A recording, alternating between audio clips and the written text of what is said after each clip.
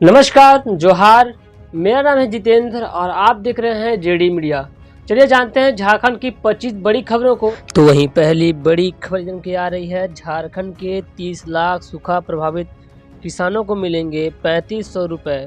Budget के झारखंड सरकार की ओर से राज्य के 22 जिलों के 226 प्रखंड को सूखाग्रस्त घोषित किया गया है। यहाँ राज्य सरकार अपने स्तर से सूखा राहत योजना चलाएगी। इसके तहत सूखा प्रभावित किसानों को 3500 रुपये अग्रिम सहायता के रूप में दिया जाएगा। गृह कारा एवं आपदा प्रबंधन विभाग ने अधिसूचना जारी कर दिया है। तो वहीं अगली बड़ी खबर करके आ रही है। झारखंड स्थापना दिवस पर रंगशाला बिना कैसे विकसित होगी सांस्कृतिक गतिविधियां, बोले राज्य के रंगकर्मी संजय लाल। बता दें कि झारखंड के अलग राज्य बनने के 22 साल हो गए हैं। इस दौरान राजधानी रांची में एक रंगशाला नहीं बन पाई। रंगशाला के बगैर सांस्कृतिक गतिविधियां कैसे विकसित होंगी। झारखंड स्थापना दिवस से पहले यह बातें रांची के जाने माने रंगकर्मी और एनएसडी स्थानक संजय लाल ने कही। उन्होंने कहा कि झारखंड के कई शहरों में और दूसरे राज्यों में एक रंगशाला जरूर होती है। सिर्फ रांची ही ऐसा शहर है जहां कलाकारों की सांस्कृतिक प्रस्तुति के लिए अब तक रंगशाला का निर्माण नहीं हुआ है। तो वहीं झारखंड सरकार शुरू करने जा रही है गुरुजी क्रेडिट कार्ड योजना। जाने क्या है इसका उद्देश्य और दस्तावेजों की क्या होगी जरूरत है। कि 15 नवंबर 2022 को हमारा झारखंड 22 साल का होने जा रहा है। इस दिन सरकार कई योजनाओं की सौगात दे सकती है।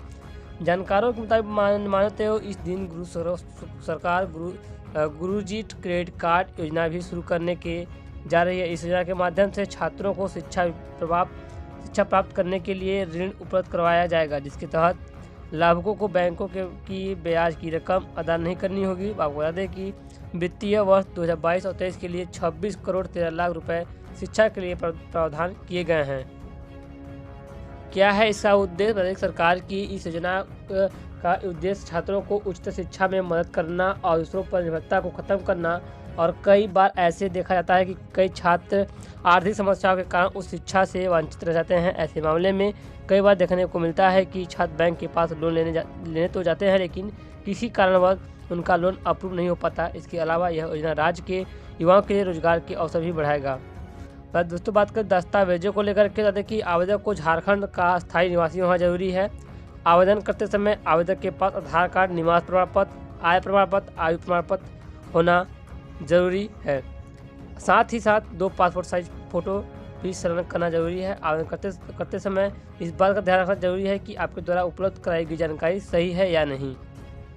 तो वहीं अगली बड़ी जानकारी है। उमेश ने शहीदों के सम्मान में 120 लाख किलोमीटर की यात्रा कर पहुंचे झारखंड।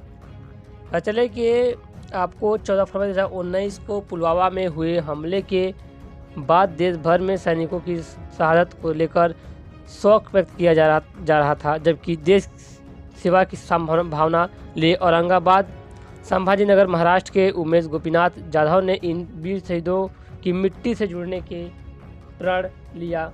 मन बनाकर अपने घर से निकले। स्वभाव से आम नागरिक पर दिल से एक सैनिक लक्ष्य या देश के वीर सपूतों के आंगन की मिट्टी को एक जगह इकट्ठा कर उससे बाहर का नक्शा तैयार कर स्मारक बनाया जाए। तो वहीं अगली बड़ी जानकारी है। जेपीएससी मेडिकल अफसर नियुक्ति में 868 आवेदन रद्द, 640 योग्य पाए गए। मतलब कि राज्य में मेडिकल अफसर नियुक्ति के लिए आए आवेदनों में से कुल 868 आवेदन रद्द कर दिए गए हैं और 640 ही योग्य पाए गए हैं। जानकारी के अनुसार जेपीएससी द्वारा राज्य में 234 मेडिकल अफसर की नियुक्ति के लिए कुल 1508 आवेदन आए हैं। इनमें 232 रेगुलर पद पर नियुक्ति के लिए और 1460 आवेदन में 827 आवेदन विभिन्न कारणों से रद्द कर दिए गए हैं। वही कागजात सत्यापन और इंटरव्यू के लिए 633 अभ्यर्थियों का चयन किया गया है। तो वहीं अगली बड़ी जानकारी है। आदिवासियों और मूलवासियों के विकास में मिशन संस्थापकों की भूमिका अहम। सीएम हेमंत सोरेन ने कहा कि झारखंड के आदिवासियों और मूलवासियों में जो शैक्षणिक और बौद्धिक विकास हुआ है उसमें मिशन संस्थानों की अहम भूमिका रही है। सुदूरवर्ती क्षेत्रों में जहां मूलभूत सुविधाओं की कमी है वहां मिशन संस्थापकों ने सकारात्मक कार्य कर मील का पत्थर स्थापित करने का काम किया है। उनका प्रयास रहा है कि सभी लोग मिलजुल कर इन राज्यों को विकसित करने की ओर से आगे बढ़ाएं। सुदूर ग्रामीण क्षेत्रों में रहने वाले चिन्हित गरीब जरूरतमंद परिवारों को सरकार की योजनाओं से जोड़ने के लिए मिलकर काम करने की जरूरत है। तो वहीं अगली बड़ी खबर क्या है, धरी रह गई गरीबों को एक अतिरिक्त कमरा देने की योजना। झारखंड को केंद्र से मिली 3.56 लाख आवास। चले कि झारखंड के गरीबों को उनके आवासों में एक अतिरिक्त कमरा देने की योजना धरी रह गई। ग्रामीणों को उनके प्रधानमंत्री आवास में एक अतिरिक्त कमरा देने के लिए 50,000 देने का प्रावधान था, पर उसे चालू नहीं किया जा सकता। ऐसे में योजना के लिए किए गए बजटीय प्रावधान का उपयोग ही नहीं हो सका। अधिकारियों का कहना है कि इस वित्तीय वर्ष में यह योजना लागू नहीं हो सकेगी, यानी अब लाभुकों को 50,000 अपने आवास में एक और कमरा बनाने के लिए न मिल सकेंगे। तो वहीं अगली बड़ी खबर क्या है, झारखंड में 17 कोल ब्लॉक की नीलामी से मिलेंगे 1500 करोड़। सरकार को कितना मिलेगा राजस्व?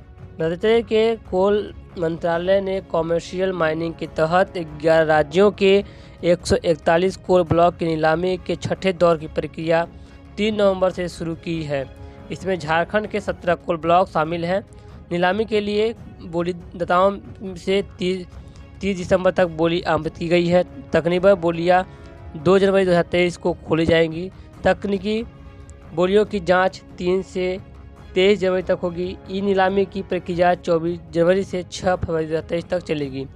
MSTC द्वारा नीलामी प्रक्रिया पूरी कराई जाएगी। बताया गया है कि 17 कोल ब्लॉक की नीलामी से प्राप्त होने वाले सिक्योरिटी मनी व अन्य को मिलकर झारखंड को लगभग 1500 करोड़ रुपए प्राप्त होंगे।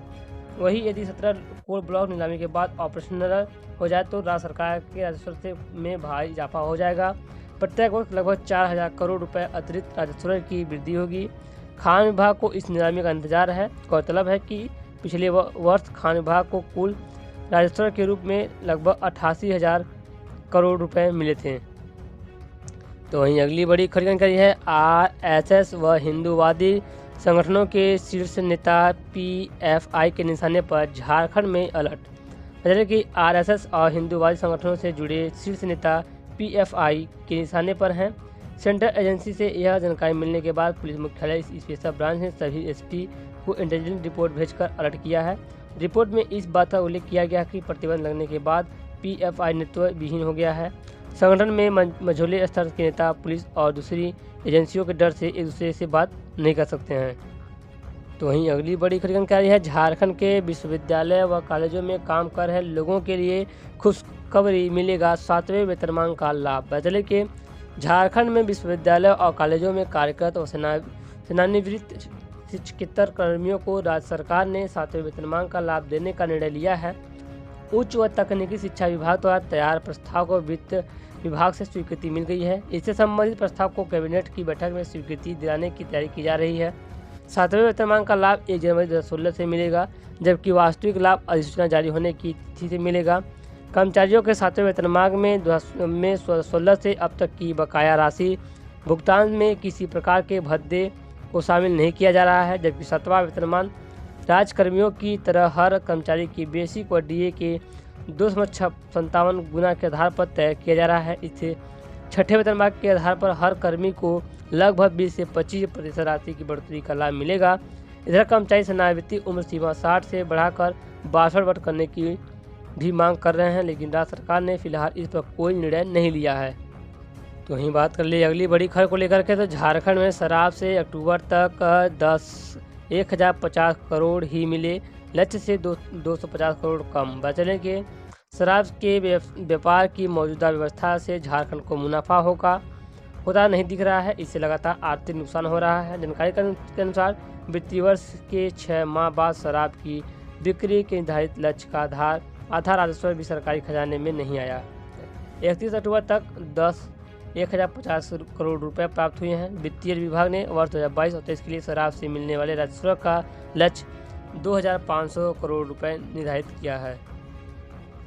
तो वहीं अगली बड़ी खबर क्या आ रही है, अक्टूबर में गरीबों के बीच चीनी का 1% से भी कम वितरण हुआ। 1 दर्जन जिलों में नहीं हुआ आवकटन। पता चले कि खाद्य आपूर्ति विभाग की ओर से चालू वित्तीय वर्ष में 6 माह बाद चीनी का वितरण अक्टूबर मास में शुरू हुआ, लेकिन अब तक गरीबों के बीच 1% से भी कम चीनी का वितरण हो पाया है। आवंटन के बावजूद 99% से अधिक चीनी अभी पड़ा हुआ है।